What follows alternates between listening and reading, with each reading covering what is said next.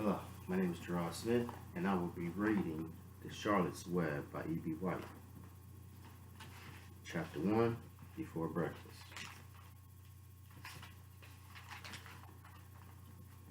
Where's, where's Papa going with that axe? Said Fern to her mother as they were setting the table for breakfast. Out to the hog house, replied Mrs. Averill. Some pigs were born last night. I don't see why he needs an axe, continued Fern, who was only 8. Well, said her mother, one of the pigs is a runt. It's very small and weak, and it'll never amount to anything, so your father has decided to do away with it. Do away with it? Shrieked Fern. You mean kill it? Just because it's smaller than the others?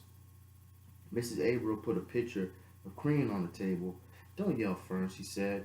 Your father is right. The pig will probably die anyway. Fern pushed the chair out of the way and ran outdoors. The grass was wet and the earth smelled like springtime. Fern's sneakers were soaking by the time she caught up with her father. Please don't kill it, she sobbed. It's unfair. Mr. Averill stopped walking.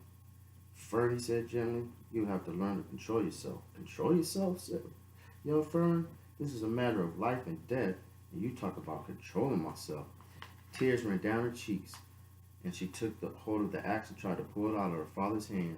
Fern, said Mr. Averill, I know more about raising a litter of pigs than you do. A weakling makes trouble. Now run along. But it's unfair, cried Fern.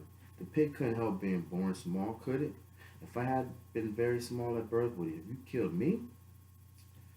Mr. Averill smiled. Certainly not, he said, looking down at his daughter with love. But this is different. A little girl is one thing. A little runny pig is another. I see no difference, replied Fern, still hanging on to the axe. The most terrible case of injustice I have ever heard. A queer look came over John Arable's face. He seemed almost ready to cry himself. All right, he said. You go back to the house, and I will bring the runt when I come in. I will let you start it on a bottle like a baby. Then you'll see what trouble a pig can be. When Mr. Averill returned to the house, half an hour later, he carried a carton under his arm. Fern was upstairs changing her sneakers. The kitchen table was set for breakfast, and the room smelled of coffee, bacon, damp plaster, and wood smoke from the stove. Put it in her chair, said Mrs. Averill. Mr. Averill set the carton down at Fern's place, and then he walked to the sink and washed his hands and dried them on a roll of towel. Fern came slowly downstairs. Her eyes were red from crying. As she approached her chair, the carton wobbled, and there she was, scratching, and there was a scratching noise. Fern looked at her father. Then she lifted the lid of carton. There, inside, looking up at her, was a newborn pig. It was a white one. The morning light shone through its ears, turning them pink. It's yours, said Mr. Averill, saved from an untimely death, and may the good Lord forgive me for this foolishness. Fern couldn't take her eyes off the tiny pig. Oh, she whispered. Oh, look at him. He's absolutely perfect. She closed the carton carefully. First she kissed her face, then she kissed her mother. Then she opened the lid again, lifted the pig out, and held it against her cheek. At this moment her brother Avery came into the room. Avery was 10. He was heavily armed with an air rifle in one hand and a wooden dagger in the other. What's that? He demanded. What's Fern got? She got a guest for breakfast, said Mrs. Averill. Wash your hands and face, Avery. Let's see it, said Avery, setting his gun down. You call that miserable thing a pig? That's a fine specimen of a pig. It's no bigger than a white rat. Wash up and eat your breakfast, Avery, said his mother. The school bus will be along in a half an hour. Can I have one? Can I have a pig too, Pop? Asked Avery. No, I only distribute pigs to early risers, said Mr. Averill. Fern was up at daylight trying to rid the world of injustice. As a result, she now has a pig. A small one to be sure, but nevertheless a pig. It just shows what can happen if a person gets out of bed promptly. Let's eat. But Fern couldn't eat until her pig had had a drink of milk. Mrs. Averill found a baby's nursing bottle and a rubber nipple. She poured the warm milk into the bottle, fitted the nipple over the top, and handed it to Fern. Give him his breakfast, she said.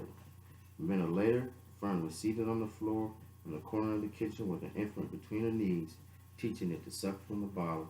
The pig, although tiny, had a good appetite and calmed on quickly. The school bus honked from the road. Run, commanded Mrs. Averill, taking the pig from Fern and slipping a donut into her hand.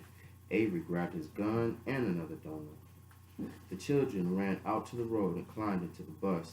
Fern took no notice of the others in the bus.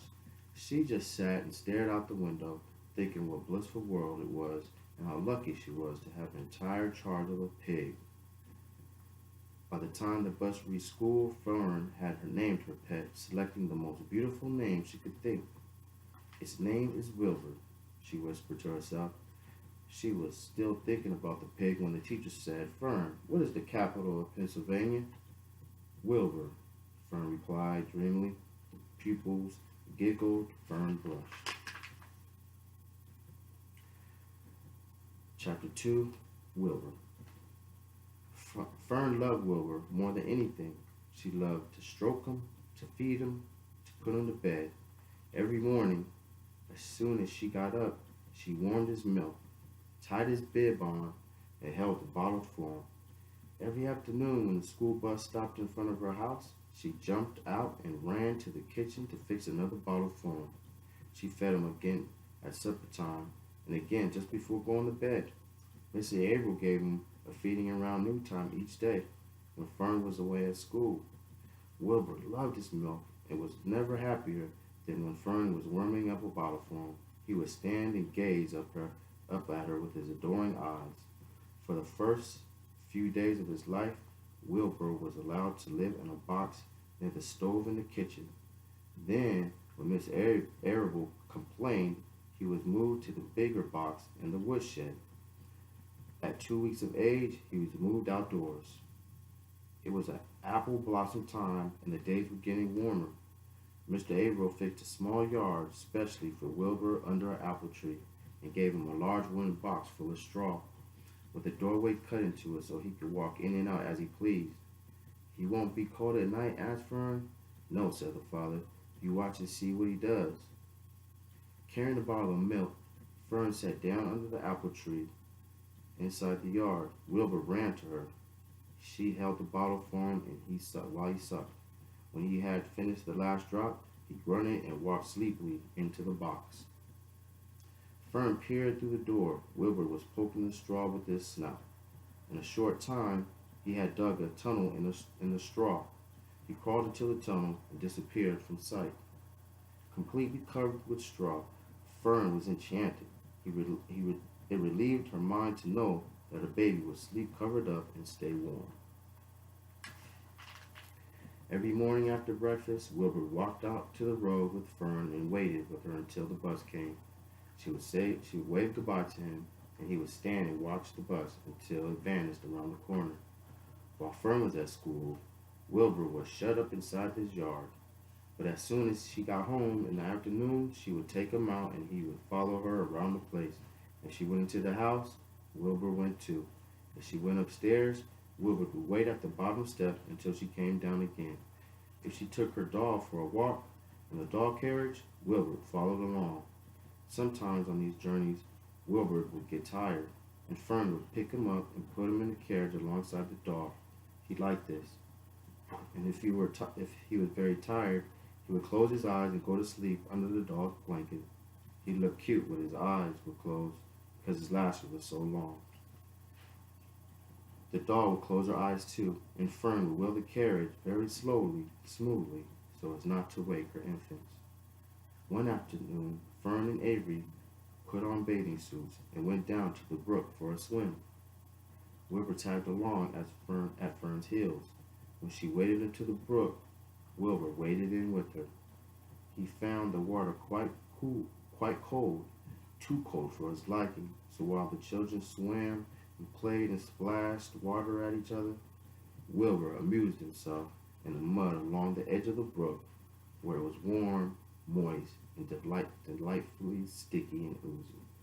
Every day was a happy day, and every night was peaceful. Wilbur was what farmers call a spring pig, which simply means that he was born in the springtime. When he was 5 weeks old, Mr. Averill said he was now big enough to sell and would have to be sold. Fern broke down and wept, but her father was firm about it. Wilbur's appetite had increased. He was beginning to eat scraps of food in addition to milk. And he was beginning, and Mr. Averill was not willing to provide for him any longer. He had already sold Wilbur's 10 brothers and sisters. He's got to go, Fern, he said. You have had your fun raising a baby pig, but Wilbur is not a baby any longer. He has got to be sold. Call up the Zuckermans, suggested Mr. Averill to Fern. Now Uncle Homer sometimes raises pigs, and if Wilbur goes there to live, you could walk down the road and visit him as often as you like. How much money should I ask for him? Fern wanted to know. Well, said her father, he's a runt. Tell you, Uncle Homer, you got a pig yourself for $6 and see what he says. It was soon arranged. Fern phoned and got her